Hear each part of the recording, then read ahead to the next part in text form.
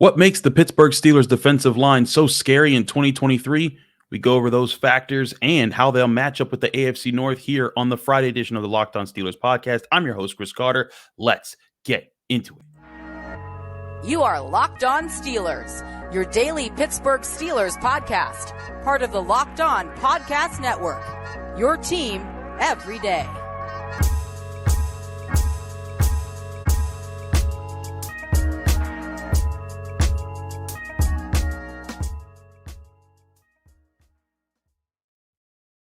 Hello and welcome to the Locked On Steelers podcast. I'm your host, Chris Carter, bringing you your daily dose of all things on the Pittsburgh Steelers. As always, you can find this show on your favorite podcasting app and on YouTube.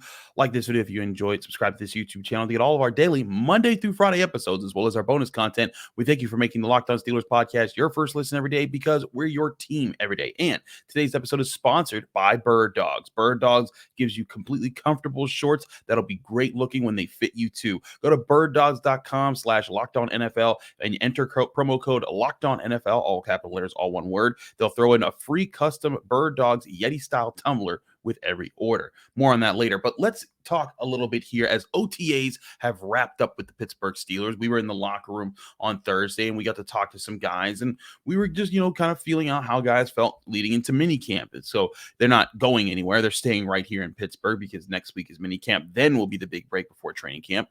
But one thing we've been talking about these guys with is this defensive line, and the defensive line is a huge part of the Steelers because it's supposed to be one of the best parts of the Steelers. They're going to need to be a commanding unit, and there's a lot of upside. There's a lot of excitement for him. Cam Heyward's still the leader. Larry Ogunjobi's got a full year healthy. Keeanu Benton is a rookie that everyone was talking about, and we talked a lot about on this show even before he was drafted. DeMarvin Leal, a guy who I think is criminally underrated in the NFL for what he's about to be as a second-year player.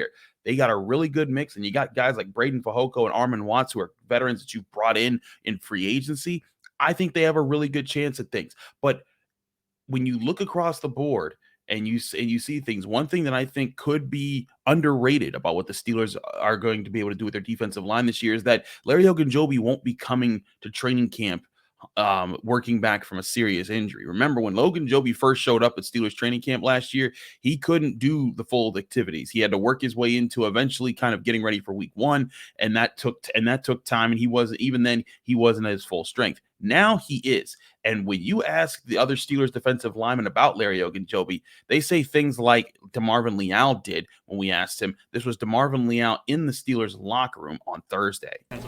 A scary Larry Ogunjobi. That's what he brings, a scary Larry Ogunjobi. What do you mean by that? Have you not seen him? Have you not seen the transformation? Okay, I'm just saying. Nah, but Larry is, smart, veteran, you know what I'm saying? He knows everything about the game. He sees things before they happen. And, having Larry back and having him even healthier than he was last year is just, hey, our defense is going to be crazy. So the excitement there about Larry Ogunjobi isn't just that he's healthy. It's because now he gets to be the full product of himself. And DeMarvin Leal was going into a few things that when we were talking to him. DeMarvin Leal is a guy last year. This is the first year with the team, first year with Ogunjobi. And he kind of got to see how Ogunjobi grew throughout the year to be the veteran that was going to be a big problem for offenses to come. And again, Ogunjobi lining up next to Cam Heyward, that's the first 1-2 punch. You still have the 1-2 punch behind them with Benton and Leal as two guys who can play, and two guys that they drafted on day 2 of the draft in back-to-back seasons that I think are going to have a big future together at the Pittsburgh Steelers, because I really like DeMarvin Leal as a player. I really like Keeanu Benton as a prospect. We still haven't seen him as a player just yet in the NFL, but I think that there's something to be said about that mix there, and also the chemistry that these guys have. They like each other, but they also, they're not smelling themselves. They're not feeling like, oh, they've got this in the bag. They're trying to quell, because even when DeMarvin Leal said just that and called him scary, Cam Heyward kind of fired right back. And here was Cam Heyward when he was asked about DeMarvin Leal calling Larry Ogunjobi scary. Leal just described Ogunjobi as scary. I don't think I'll ever. Is he, or is that? I think Leal just likes to rhyme sometimes, but no, I think Larry's putting a lot of work this offseason, whether it's his conditioning or just feeling more comfortable and confident out there, and he's not here to provide his footing anymore. How long does it take? So one, it's funny when Cam is just like, "Oh, okay, you like rhyming," which I think he was right. That was DeMarvin, but hey, DeMarvin's young; he can do what he needs to do. But again, pointing at Larry Ogunjobi being a key part of this defensive line, I think is looking at a fact that the Steelers didn't have him at 100% pretty much all of last year. But even when he was in there at 80%, he was an asset to the Steelers, and he brings you that kind of depth. And I think that's what's going to be, again, when you have those starters at that 1-2 punch that can change the line of scrimmage, that can get after the quarterback, that can help stuff the run, take on double teams consistently. Those are a key point to a great Steelers defense. To most great Steelers defenses, all great Steelers defenses, they had guys up front who could beat people up, keep the linebackers clean, and make plays on their own. That's why I think Larry Ogunjobi can be with Cam Heyward for the long run. But we need to see how those guys come up behind him. And I think one thing that also gets talked about, and DeMarvin Leal said this also when I asked him about it, was about the growth that this group has had now that they've played together a bit. And Benton's different; he just got here, as well as Fehoko and Watts. But these guys, the majority of these guys, along with working with the Steelers edge rushers, they know each other. They know each other's strengths. They know how to play off each other. And that was something that I wanted to see if DeMarvin Leal had an answer for, and he did. And I think it's a good sign that he's able to see this part of this game at just a second-year player in the NFL. Here's DeMarvin Leal on the Steelers defensive line chemistry. My bad. You just pay attention to, the guys that you're beside, and you try to learn, like, what's their favorite moves, what's their favorite stunts, what they see. So you see exactly the same thing that they're seeing. And, there's a certain language here. And when you learn that language, it makes everything a lot easier. How has that helped you as far as how much more you can see compared to this time last year? I would say that, when it comes,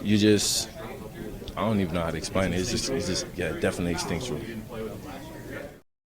So when asking DeMarvin Leal there and talking about how does some of the things that they know how to balance each other, talk about their strengths, what the different moves that they like to do, how does that work?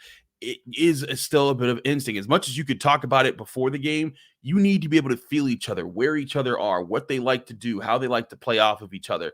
And those are things that only come with experience. They come with wins and losses and learning from them and kind of being like, okay, we know how to respond in different moments. That's where I think the Steelers are in a good position with the guys that they have right now, is that all of them, not all of them, but the top three guys especially, they know each other and they've set the tone. And then also when you think about, it's not just about the quote unquote defensive linemen, it's also about the edge rushers, because TJ Watt and Alex Highsmith have been around for years now, and those guys know how to work with them, and they're all part of the same pass rush unit. And that is what's going to be the most difficult part of this Steelers defense to stop, I think, for offenses when they're trying to get the run game going or protect their quarterback. It's going to be their flexibility, their ability to know each other, to base the moves off of each other. When you watch, I'm telling you, go back and watch tape, go back and even watch. My suggestion, if you want an example of this, and I think it's a good one to see, go back and watch how Cam Heyward and Stephon Tuitt grew as a duo. And I want to say between 2017 and 2018, I want to say, were the 2 years where I saw them grow the most, where you saw them start to stunt off each other better. It was also involving TJ Watt and Bud Dupree.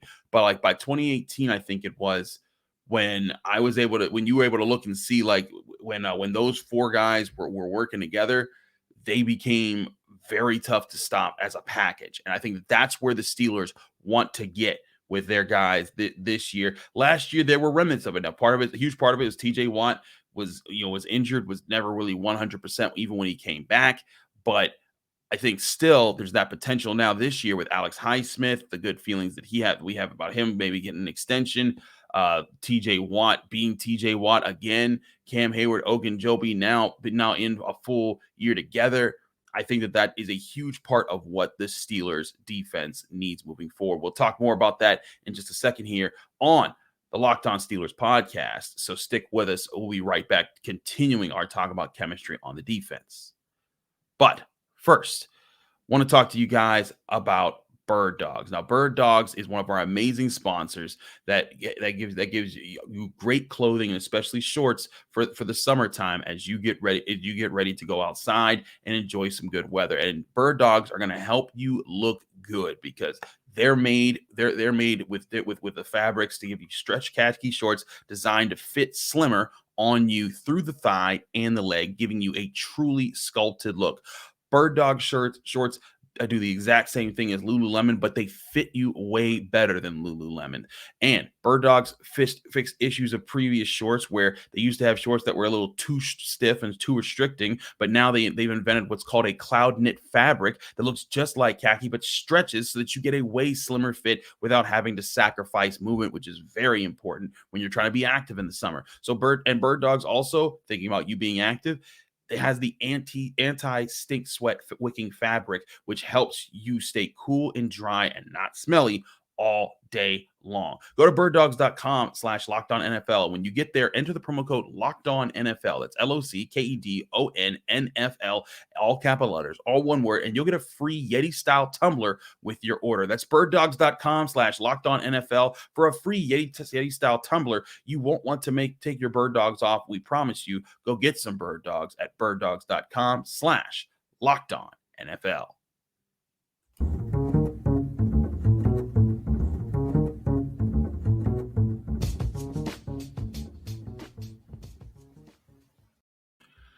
Back here on the Locked On Steelers podcast, I'm your host, Chris Carter. We continue our talk here about the Steelers' defensive chemistry. And I wanted to connect this a bit to the entire roster, because when we talked about the chemistry on the defensive line, that is very important because they need to be able to not just know where each other at, but also know what stunts come in different situations. Like Cam Heyward was talking about a play the other day in the locker room, and he was talking about how, there was a moment where, he jumped there last year. He jumped into a gap, and another player said, "Whoa, what are you doing there?" And he was like, "No, this is just me showing this gap, but I'm going to the other one." And so there's things that come with especially veteran players who are used to their ways, used to a system, and are so comfortable in it that they can make judgment calls, and the coaches give them the freedom to make judgment calls because they trust them. That was something that Troy Polamalu did all the time for the Pittsburgh Steelers. And it wasn't until about like 2006, 7-ish that I think that it really started to be consistently a problem for offenses, because Polamalu was always all over the place. He could fly everywhere, and he still made amazing plays. But when he hit those amazing plays started to stack up on each other a lot faster was when the defense knew how he worked and had a feel for what to anticipate and what to cover up when he was being so aggressive. That was a huge part of that. You go and you look at what the Steelers defense started to do last year with the pass rush that they were able to generate later in the season when they started to be healthy without TJ Watt. You look at what the Steelers did in intercepting the ball last year and how they were able to trust each other to get to certain spots and win certain battles. Those things take time to develop, and I think that it's something that when you have a young defense, it's going to be part of the struggles that you go through. But the Steelers, they have young players on the defense, but they don't have a young defense. And I think that that's a positive for them with what they want this defense to be. The offense is very young, and it's going to take time to gel. It's one of the reasons I say when Steelers fans are like, "Oh man, going to the Super Bowl," and I'm like, oh, guys, bring it. I get being excited because I think it's excitable that the Steelers have done a lot of really good things, and there is the makings of something truly special on this roster right now with some of the leaders they've assembled, players they've drafted, all the things that they've been building towards, and how the front office looks like how they've handled this past season and are set to handle the future seasons. But I think that the biggest thing is that when people forget, it takes time to grow from things. It takes time to learn to trust each other, and some of it does involve losing. Some of it does involve, growing from a tough moment where you say, like, we're never doing that again. And you move on from it. And then that loss sticks with people's mind. This isn't a Steelers example, but this is an example that I covered in 2021 when Pitt won the ACC championship. Kenny Pickett's final year when he did the fake slide. They had lost to a team they weren't supposed to early in the season called Western Michigan, and Western Michigan ate them alive, and they made mistakes on defense that were crucial to that game, and they lost by a single possession. And if they had won that game, who knows where they could have been national ranking wise. There was a whole talk about that. But when you talk to the players for the next 2 months, that Kenny Pickett called a team meeting after that game and said, "We will not lose that way again, not this year." this is our year. And again, that's the leadership of Kenny Pickett, by the way. Every week when they would get ready, they said, yep, we're not doing that again. And they never did. And without that loss early in that season, I don't think Pitt makes the run that they did that year to the ACC championship, because I think the defense got so much better because of those struggles that it made them better enough to be able to dominate like they did in the ACC championship game and in several games throughout the year that got them there. You go back to the mid-2000s Steelers defense. They had plenty of moments. Joey Porter was a guy who, talked about the pain that they suffered when they lost to the Patriots both times in the AFC championship games in 2001, in the 2001 season, and then in the 2004 season. And in 2005, you saw a lot of the guys who went through some of those battles. Joey Porter, Casey Hampton, those type of guys. They knew they were ready to deliver. This is what they talked about: being great, stepping up in the moment, but working to be great all the time. And that was the message that carried over the 2008 Steelers defense when that group was coming together. And even the young players like Lamar Woodley had something to look up to because that defense knew each other. They knew what to expect of each other. They knew how they worked together. And that's what this defense, I think, has on their hands right now. The current 2023 Steelers defense. You still got the main trio of superstars and Cam Heyward, who I still think is one of the best defensive linemen in all of football. You still have Minkah Fitzpatrick, who I think is the best safety in all of football. You still have TJ Watt, who I think is the best edge rusher in all of football. And then you have a lot of really good role pieces and maybe the most depth that you've had on a Steelers roster in a very long time. You have a lot of answers that you have right in front of you that I think is going to make the Steelers defense special because they'll have that chemistry. They'll have that trust. They've gone, and again, this group has gone through wars. They started, 2-6 last year and fought their way back to 9-8. This group knows what those battles are like, and I think that being through those is going to be a big boost for knowing how to trust each other, and also setting the tone for the young guys in the group. Keeanu Benton doesn't have to start, but his biggest thing this year will be learning from the older guys in the defensive line. Joey Porter Jr., I think he will start because they drafted him so high, and I think his pedigree as a corner, but he also has Patrick Peterson and Levi Wallace in the room who are a big help. And I also, when I talk to any person on the Steelers defense or even offense about Patrick Peterson, and you hear about his wisdom, his ability to kind of explain things to other teammates. And I think Patrick Peterson's going to be a big help to the secondary just as far as being a leader who can make sense of things in tough moments. But I really think that a huge part of what I'm talking about here, again, with this chemistry, comes down to those veterans setting a tone, establishing a bond that stems over to games, that they know where to run fit. They know when each other like to gamble. They know how to cover for each other's gambles when they miss.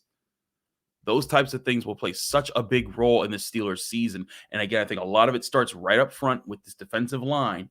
If they are as smooth, if they are as aggressive, if they are as together as we're hearing them talk about in the Steelers locker room in OTAs right now, I think it goes a long way to making this unit elite again. And I do mean elite as in top 5 in the NFL.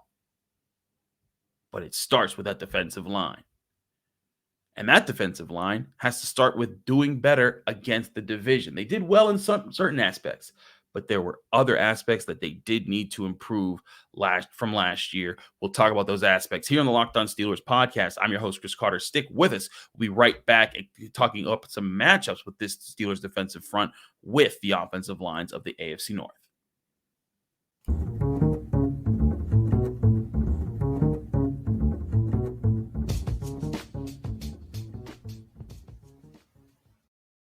Back here on the Locked On Steelers podcast, I'm your host, Chris Carter. We're continuing our show here. And I wanted to run through some parts of the Steelers defensive front and what they did last year to the other AFC North teams, because there are some highs and there are some lows. And part of it also comes with the injury to TJ Watt. When you lose TJ Watt, it changes everything. It's why he's one of the most valuable players in the NFL. But let's take a look back at how they did last year, and then we can look at how those offensive lines look this year and talk about things. You look at the Bengals. In the first game against the Bengals, you all remember that the Steelers' defensive front went ballistic. They had 7 sacks. Cam Heyward had an interception. TJ Watt had an interception. They went insane. They bullied, and that was when both sides were fully healthy, and they had their guns available on week 1, and that defensive front line kicked butt. Now, in the second time against the Cincinnati Bengals, they got 2 more sacks, so still, was able to get to Joe Burrow, but they gave up a ton of points in that game. Going back over it, 37 points to be exact. And you see that, but then you look at the Browns. The Browns, they get the Steelers did get to their quarterback twice in the week 3 game, but again, without TJ Watt. And at the end of the year, it's kind of crazy. The Steelers bookended their season with 7 sacks against the Bengals in week 1, and then 7 sacks against the Browns in week 18. The Ravens were the only AFC North offensive line that didn't get bullied by the Steelers when it came to protecting their quarterback. In the week 17 game, their quarterback only got sacked once. The week 14 game, got sacked twice. But here's where I think you can look at, saying, you think like, okay, well, the Steelers did really well against the Ohio team, so against the Ravens. That's fine. That's to be expected. But I want to point your attention to the running game numbers in some of these games. And again, some of it was due to injury. Some of it is due to circumstances. But I think it's also something that we can illuminate right now for the Steelers, that this defensive line has to clean up. And Cam Heyward gave props to Brian Flores for what he did to help them last year to get there. But of course, Brian Flores ain't there no more. So it's going to be up to these new guys to fit in, get the picture, and deliver as run stuffers to take this part away from the Steelers' defensive problems. And let me go over some of those numbers for you, just so you understand. Whereas the Steelers did get 7 sacks against the Bengals in week 1, they gave 133 yards on the ground. Granted, that's also on 34 carries. Not terrible, but you would want to be better there. In the first game of the Browns, which they lost, they gave up 4.5 yards per carry, 171 yards total on 38 carries, and a rushing touchdown. That was pretty bad. That was the second most rushing yards they gave up in a game all season. And the most rushing yards they gave up in a game all season, well, that was to the Baltimore Ravens. You're sensing a theme here. Now, I will say again, the Steelers' defense sharpened up later in the year when TJ Watt came back. When they played the Bengals the second time, granted, Bengals also didn't have to run the ball because they were scoring so much. But they held the Bengals to 62 yards and 24 carries. It's 2.6 yards per carry. That's a good day as far as stuffing the run go. Just not a good day at much else because they gave up 3 touchdowns on screen passes. And then you look at but then when you look at the Ravens first game, again, 42 carries, 215 yards, and a touchdown. They got pushed around that game. And Cam Heyward even talked about it. There were some things that he did that he wished he could have took back. But the Steelers rebounded, still gave up 120 yards to the Ravens in week 17, but only 4.3 yards per carry. And ultimately, you held the opponent to 13 points. I'd say you won that equation. But then again, on the week 18, they gave up 134 yards to the Browns on the ground. Granted, some of those were kind of like not that important rushing yards because the Steelers ended up winning 28-14. But this defensive front, I think, cannot overlook the importance of winning more in the run game. And for all the chemistry we're talking about, the excitement we're talking about of, pressure and sacks and creating big plays and turnovers in the secondary. We talked about Minkah Fitzpatrick and Patrick Peterson's special connection in the last episode. For all that to come to pass and to actually mean something, this defensive front has got to sharpen up and stuff the run. And if you're not the group that's stuffing the run, stuff the blockers so that the next group, the linebackers, can do the run stuffing. That's where I see the Steelers' big key here and why I think the chemistry of the defensive line is so important, why I wanted to spend a show talking to you on it. Now, I will say, for those who are probably still on this video thinking, where's Jenna Harner? We apologize. And this is now 2 weeks in a row where just schedules could not align on Thursdays. Jenna's very busy at Channel 11. We appreciate her, and she feels bad that she can't come on the show, but we will have her on as soon as we can again with the newest Friday episode next week, hoping that works out for the long term. We'll see if it does. But I think Jenna would agree with me here on the point that the Steelers' defensive line, there's a lot of reasons to be excited about it. But there's still a lot of work to be done to make sure that they are this polished unit that works together, thinks on one accord, moves on one step, and is an aggressive force that sets the tone for what I think should be an aggressive defense in 2023. OTAs are over, as I said, which means minicamp is up next. I will be there at minicamp all week long, giving you my insights as far as how things are going. And then the Steelers take their final break before August comes, or late July, comes, and they start their training camp schedule. But we will have coverage from minicamp all next week long. I'm your host, Chris Carter. Thanks again for checking out the Locked On Steelers podcast. You can find me on Twitter and Instagram at Carter Critiques. You can find this show, the Locked On Steelers podcast, on Apple, Spotify, Google Podcasts, Odyssey, YouTube, wherever you get your podcasts. You can find the Locked On Steelers podcast. You can also find my work at the Pittsburgh Post-Gazette, post-gazette.com, as I cover the University of Pittsburgh, and also run their North Shore Drive podcast, their primary podcast that comes on Mondays, Wednesdays, and Fridays. Thanks again, everyone, for checking out the Locked On Steelers podcast. Hope you have a great weekend. I'll be back on Monday getting you ready for minicamp and some other thoughts here on the Locked On Steelers podcast.